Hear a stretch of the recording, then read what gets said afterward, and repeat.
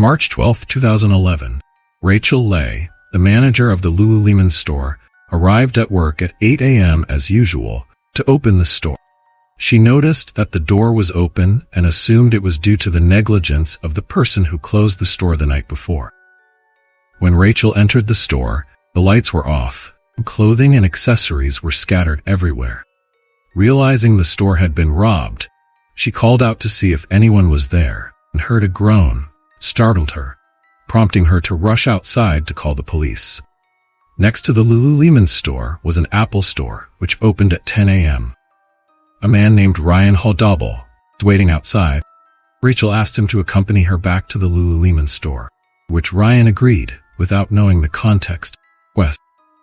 The day before, the second-generation iPad tablets had been presented, and Ryan was waiting for the Apple store to open to buy one. When they entered the Lululemon store, Rachel asked Ryan to go to the back of the store to see where the groan came from. She had heard earlier.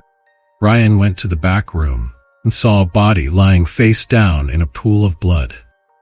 Called out to the manager to call the police, as it appeared to be a human body. As Ryan left the back room, he noticed another woman with her hands bound, seemingly unconscious but still breathing. Ryan told Rachel that one woman was dead and another was alive, and it appeared both been assaulted. Rachel called the police a second time. The officers quickly arrived at the scene. It was around 8:20 a.m. when they saw the horrific scene. The store had apparently been robbed. One woman was dead in a pool of blood, and the other was alive but unresponsive, bound with tape, injured in the face. The victims were identified as Lululemon employees Jana Murray, the deceased, and Brittany Norwood, survivor. Both worked the evening shift and closed the store around 10 p.m. It was unclear if it was a robbery, a revenge act, or if Jana tried to protect the store and was killed while Brittany survived by complying with the perpetrator's demands. Brittany Norwood was taken to a hospital on the outskirts of the city for her injuries to be treated and to determine if she needed to be hospitalized. At that time, the extent of her injuries was unknown. She had visible lacerations on her chest, legs, arms, and forehead. The most noticeable was a 5 centimeters long cut on her right thumb, possibly sustained while trying to defend herself from a knife attack. Jana Murray's body was taken to the forensic morgue for an autopsy. The results were unexpected, as the attack was brutal and she had more severe injuries than her colleague, indicating she might have tried to resist the robber, or it was possible that Jana was the reason the attacker came to the premises to kill her directly. The autopsy revealed that Jana Murray's body had a total of 330 wounds, suggesting an extremely violent attack, typically motivated by rage. Question arose: who could have been so angry or filled with so much hatred to inflict so many wounds? This wasn't just murder, but also torture, as Jana remained conscious for most of the ordeal. The number of wounds suggested a very personal attack by someone who hated her. At the crime scene, forensic experts also found one of the most crucial pieces of evidence in the case: a bloody footprint from a Reebok sports shoe, size 46. They concluded that this footprint belonged to the person who committed the attacks. Both female victims of the attacks had athletic backgrounds. Jana Murray was born on November 22, 1980, in Houston, Texas. At the time of her murder, she was 30 years old. Her family included her parents, David and Phyllis, herself and 2 other siblings. Everyone said she was a very positive woman. Jana traveled the world, including to China for studies, and visited various places in Asia, including Japan. One of her hobbies was staying healthy, exercising, and especially practicing yoga. On her last birthday, when she turned 30, Jana filmed herself bungee jumping, showing her adventurous and joyful spirit. Her enthusiasm for sports was evident from a young age. She participated in ballet, jazz, step dancing, volleyball, and more. Details of her life included her passion for Mexican food, and her family now visits her favorite Mexican restaurant every year on her birthday to remember her. Everyone in her life spoke highly of her, and no one understood why Jana was harmed or killed. Investigators questioned everyone, including her boyfriend whom she planned to marry, but no one had a motive. It seemed Jana had no enemies, but someone secretly hated her. After graduating from college, Jana moved to Arlington, Virginia, to attend Johns Hopkins University. During this time, she went to the Lululemon store in that city looking for a job, but they told her they weren't hiring. However, Montgomery County store in Bethesda, Maryland was hiring. Despite it being a half-hour drive away, she didn't want to miss the opportunity because she loved the brand. Jana submitted her resume and was hired a few days later, not only because of her yoga skills but also because of her personality. She became one of the top sellers at Lululemon. In contrast to Jana, Brittany, the second victim, had a more complicated life. Brittany Norwood was born into a poor family with 8 siblings and had little reason to smile. She and her family constantly faced racism, yet her classmates noticed she never lost her composure and was very cheerful. Sports, especially soccer, helped her. Brittany played soccer in high school and became one of the best players in her neighborhood, earning a scholarship to New York University. Her dream was to play for the official U.S. women's national team and participate in the World Cup.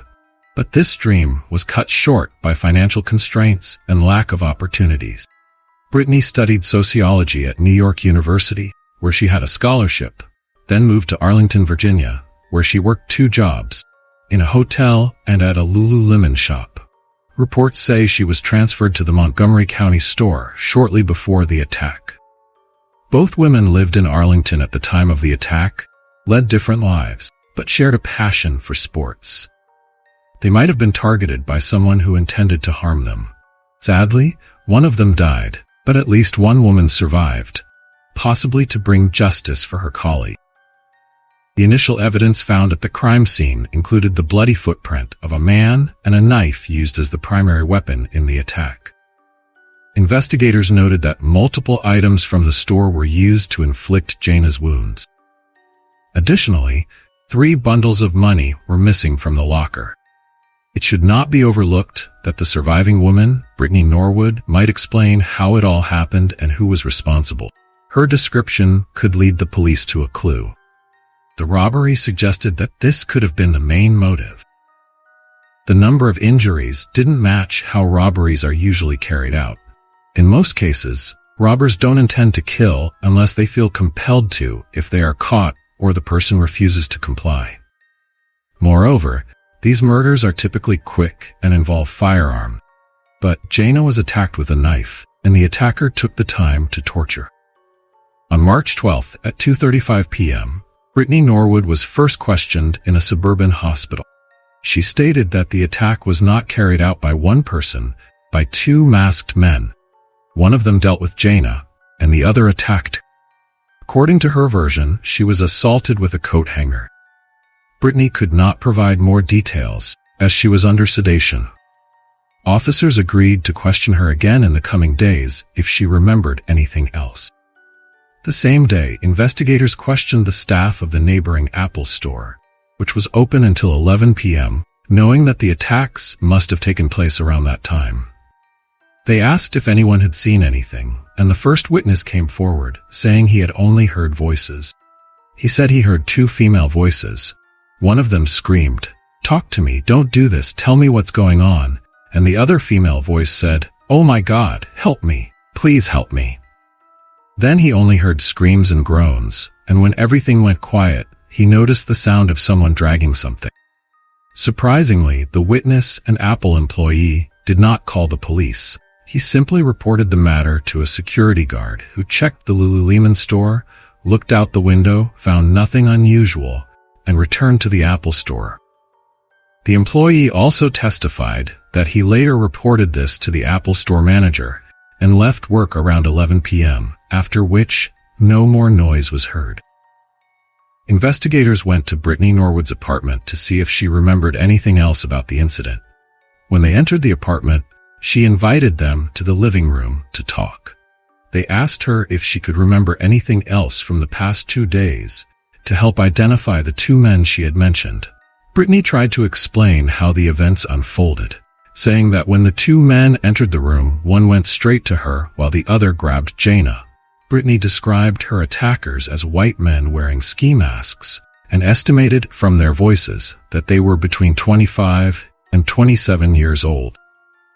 She noted that her attacker was about 165 centimeters tall, and Jana's attacker was slightly taller at about 180 centimeters. Both were dressed in black and wore gloves. Brittany also said that her attacker, after killing her colleague, wanted to rob the store while the other started assaulting her. As she began talking about Jana's murder and her own assault, she started crying. It was clear that Brittany had gone through something traumatic, but the investigators needed as much information as possible because she was the only survivor and the only eyewitness at the crime scene. Brittany also mentioned that the man said to her, "Your name is Brittany, and you live on such and such a street," which scared her even more. But she also told the investigators that she believed the attackers might have seen 2 bills in her wallet for internet and utilities, which had her name and address on them and were likely stolen. Another detail Brittany mentioned was that her attacker, while assaulting her, began insulting her and even made racist remarks. After the insults, the man pushed her onto Jana's body, which was already lifeless at that point. The investigators asked Brittany if her family was supporting her. She confirmed this and said she had talked to her family about moving back to Seattle for safety reasons, but also mentioned that she had recently started a new job in Bethesda and was looking forward to returning to work once she recovered from her injuries. Since the attackers knew Brittany's address, the investigators gave her a direct contact in case one of them showed up at her home. However, during the analysis of the evidence, investigators discovered something new. Didn't make sense. Among the evidence was a medical report that caught their attention. Stated that Brittany Norwood had not been sexually assaulted and described the injuries found on her body, some on her arms and some on her legs. But the most noticeable were a cut on her forehead, scratch on her back, and a 5-centimeter cut on her right thumb. Compared to the wounds inflicted on Jana, what had been done to Brittany was almost nothing. But why would she lie about the violence? Another witness came forward, Brittany and Jana's boss. She recalled the situation on the night of the attack. She said that around 10 p.m., she received a call from Brittany, who said she had forgotten her wallet in the store and asked her to contact Jana to come back and open the door for her. Jana closed the store every night and was the only one with a key. 4 days after the attack, investigators began to suspect that Brittany might be hiding something. She became a person of interest in the investigation. Since Brittany had to provide hair samples and fingerprints, investigators told her they needed to meet with her later that day for further questioning. They never told her she was a person of interest in the investigation, but only said the samples were needed to rule out her presence at the crime scene, which is a routine procedure when someone other than the suspect is present at the crime scene. However, the purpose was clear, to see if they could prove that Brittany had actually committed the attack, which was very important as it could uncover inconsistencies in her story since she was already a suspect. The interrogation lasted 2 hours and 55 minutes. First hour was spent collecting samples, and the remaining time was spent questioning Brittany's statement. She repeatedly mentioned that the attackers were 2 white men. She was asked if she knew what kind of car Jana drove, but she said she didn't. Brittany provided more details, mentioned her fear of confronting one of them, and cried when talking about Jana. The investigators let her go and asked her to return on March 18th at 10 a.m. The officers were waiting for decisive evidence to make an arrest. And that evidence was surveillance footage from a parking lot near Lululemon, showing Brittany driving the victim's car alone. The interrogation on March 18th, Brittany's 4th, began normally. She stated she was looking forward to moving to Seattle to live with her brother Chris, and her only concern about the move was that she wanted to continue helping with the investigations. The lead officer then asked Brittany again about Jana's car. Again, she responded that she didn't know what kind of car her colleague drove. The detective then showed her a photo of Brittany parking Jana's car on the night of the attack in a lot near the crime scene. Brittany then said that the attackers had forced her to drive the car there, and that they had constantly followed her. When she arrived at the parking lot, she saw a police car, but did not call for help because she allegedly feared for her life. However, from the Lululemon store, she couldn't be seen at all because she turned right after 2 blocks and was simply no longer visible, which contradicted her statement that she was allegedly followed. The detective told Brittany that he didn't believe her story, that there were inconsistencies, and that everything was made up. She was read her rights and arrested on suspicion of murdering Jana Murray. By this time, several pieces of evidence had already been analyzed. DNA from Jana's fingernails confirmed that the scratch on Brittany's back was inflicted by Jana during the attack, likely in self-defense. Although not many surveillance recordings were found, the existing ones showed only Brittany and not the 2 masked men. Additionally, the woman had never been sexually assaulted. She withheld details and changed many others to make it look like 2 people had committed the assault.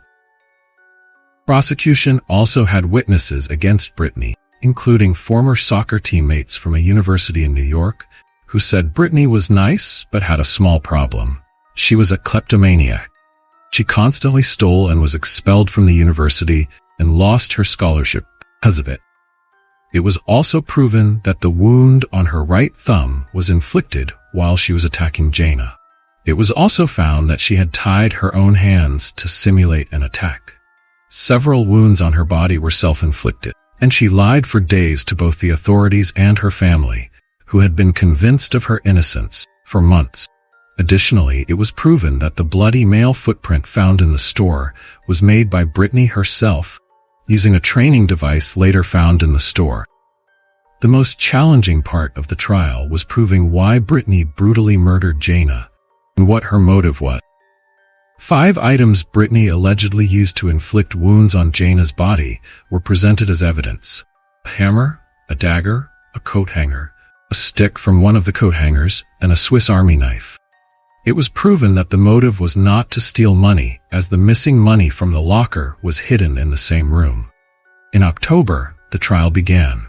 The evidence was so overwhelming that Brittany Norwood pleaded guilty to self-defense, claiming the attack occurred after Jana said mean things to her and attacked her first. The trial lasted 6 days, and the jury found her guilty of first-degree murder. On January 27, 2012, the judge announced the verdict, sentencing her to life in prison without the possibility of parole. It's clear that she killed Jana. The evidence is conclusive, and she partially admitted to killing her, although she claimed it was in self-defense. But the question remains, why? Although the prosecution labeled the attack as revenge for being caught stealing a pair of sports pants, Brittany never explained the real reason, and what transpired between them made the attack so aggressive. Many believe the true motive was envy. Brittany was jealous of Jana's life, and that the murder might not have been because of a small theft, but because Brittany wanted Jana's life, which she could never have due to her own poverty. Thank you for watching, subscribe to the channel, and take care of yourselves. See you in the next video.